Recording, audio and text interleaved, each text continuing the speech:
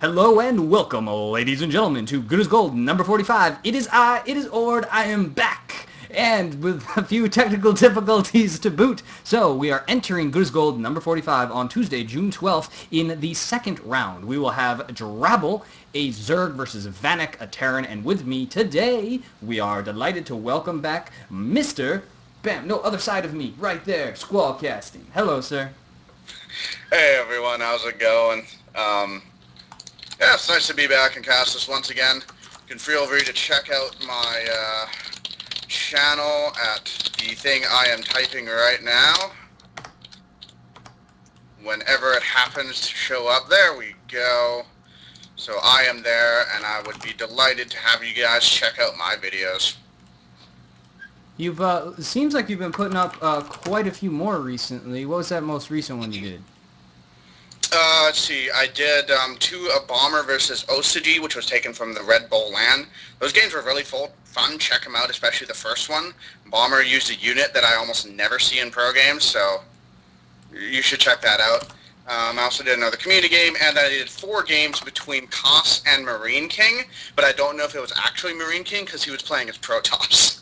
So Oh, no. Go figure. Well, yeah. Working from that assumption, I'm sure it was quite amusing. Let's do our introductions really quickly. In the upper right-hand corner, in the most beautiful color, playing as the most ugly race, yes, I said it, it is the Zerg Drabble. And in the bottom left, as the blue Terran, blue is also another wonderful color, we do have Vanek.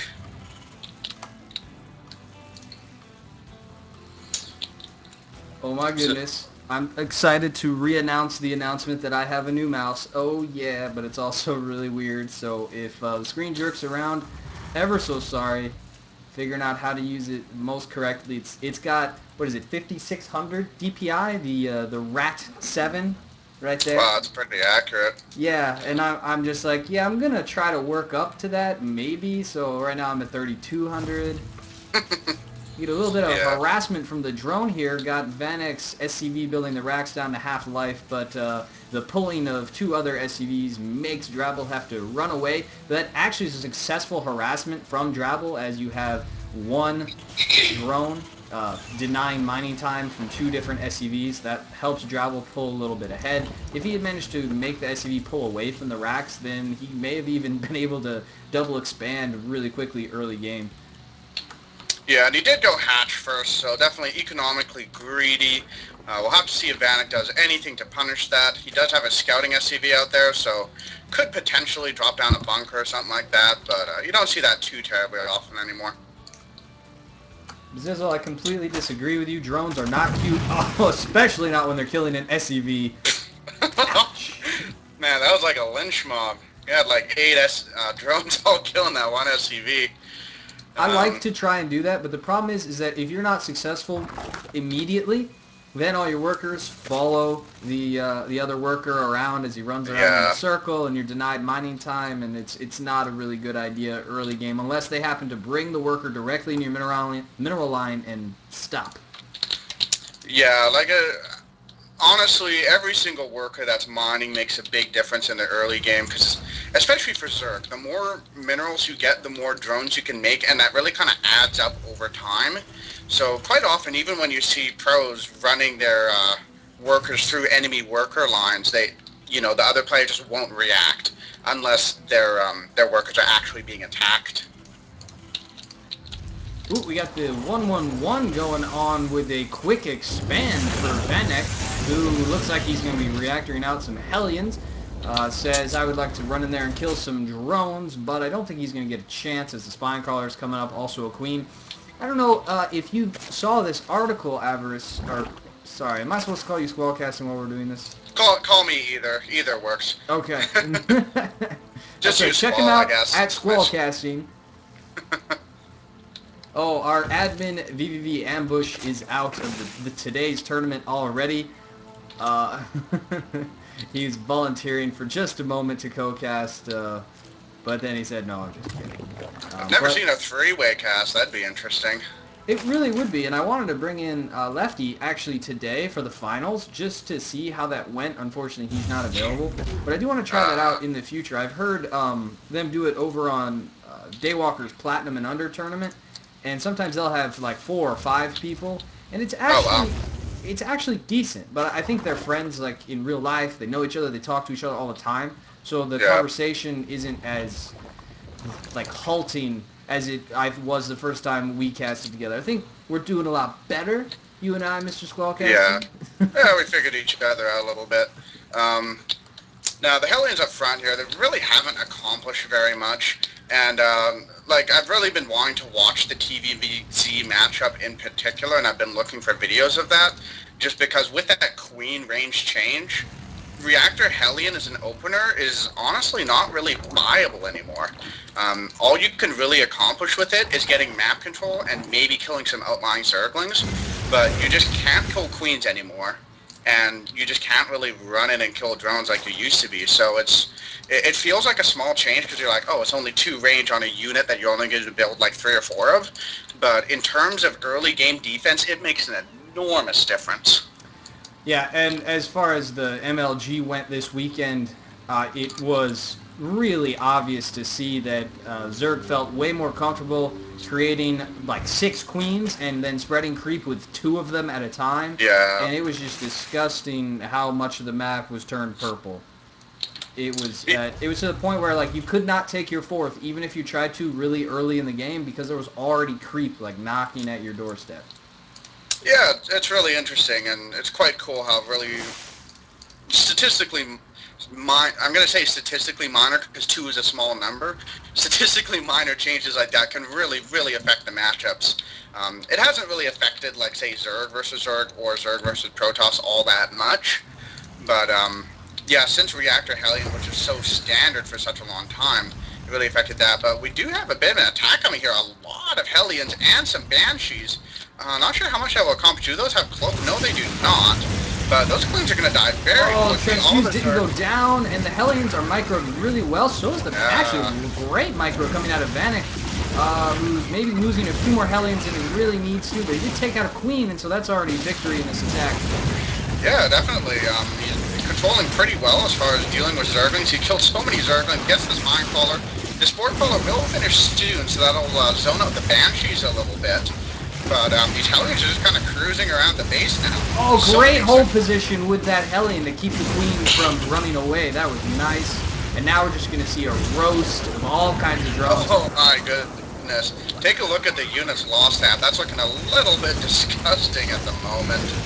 As, yeah, those Hellions are racking up so many kills. 7 workers have been killed. 11 now. Panic. Oh, God. Oh, 12. Oh, this is pretty disgusting. And there's still a Hellion there. There's 13 worker kills right now. And this Hellion is still here looking for one more, maybe. Yeah.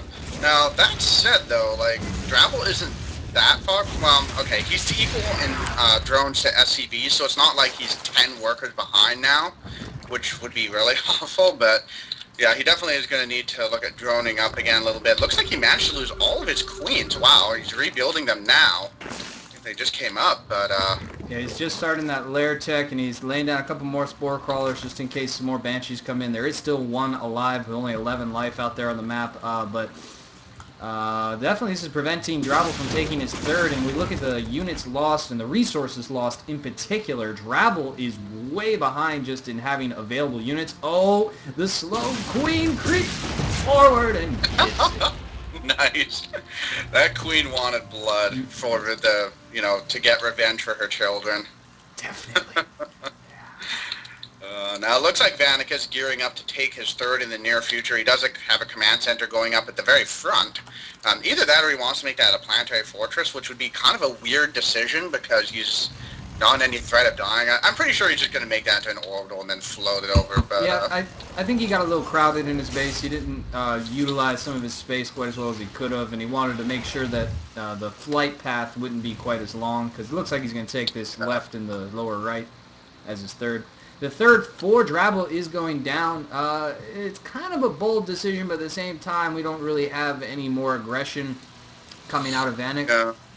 I do feel like if Vanek pushed now, he'd be able to deal a ton of damage. He's got 3 siege tanks out with siege. He has, I think, 7 Hellions here, 8 Marines, and still more Banshees. So yeah, looking at that army supply, Definitely. He's still got a double-digit lead as far as that's concerned, and he's producing more and more tanks, and it looks like got 9 infestors and a roach warren en route for Drabble, who built a bunch of spore crawlers and then realized, oh, there's not going to be more banshees. Yeah, and once those infestors out, that'll kind of equalize things in terms of how scary this army is. 8 infestors, that's a lot of fungals. And I don't know how effective this push from Vanek will be. A lot of it will come down to his tank positioning. If he spreads out his tanks nicely and gets some siege up well, he will be able to kill almost infinity Zerglings before they're able to really do anything at all. But we'll see what happens. He'll want to spread his units out a bit too, because that many fungals would be pretty terrifying. Oh, wow. Oh, but Blue Flame Hellions are kind of crazily good against Zerglings. But they're not going to get anywhere. Oh my goodness. Wow, these Hellions are definitely damaged incredibly. There is an SCV there who could start repairing. Oh, Fungal goes down on the Banshee. I think that's definitely dead. The Infested Terran and the Queen's being brought up to finish it off. Nice control there. All of them. Oh, but the tank taking out so many Zerglings. Oh, and the Banshee. Got 26 more in production, though. I really think Drabble's going to be able to hold this.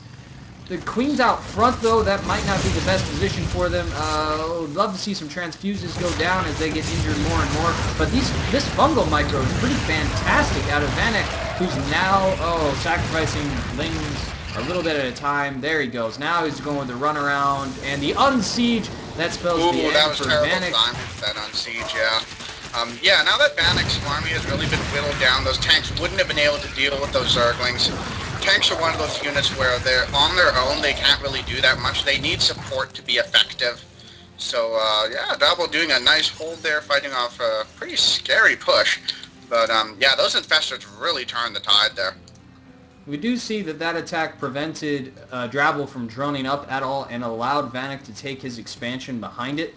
So I think in the end, Vanek comes out ahead in that exchange, but he definitely lost a ton of resources. There are a lot of high resource value units. And it's interesting that he's going with this biomech approach, because he's still producing Marines 2 at a time, and he's building another... Oh, no, it's a factory. Okay. But he's definitely got a lot of Hellions, and now he's making Thors to help out against the infestors. Yeah, I don't know. Thors are one of those units where it's kind of awkward to fit them into your composition. Now, definitely take a look at the unit count, though, because while Vanek did lose an army, he is 15 workers up ahead of his opponent, and that is pretty huge, especially once you factor in mules. And unless Drabble manages to drone really, really, really hard, eventually he's going to lose because Vanek will just have more stuff. Exactly. I just was trying to figure out how exactly Drabble is. He's kind of keeping up. Okay, no, there it goes. Now it's more of a 300 mineral difference. Okay, that was confusing because for a little bit there, he was keeping up as far as minerals went. And he's about 100 behind in gas.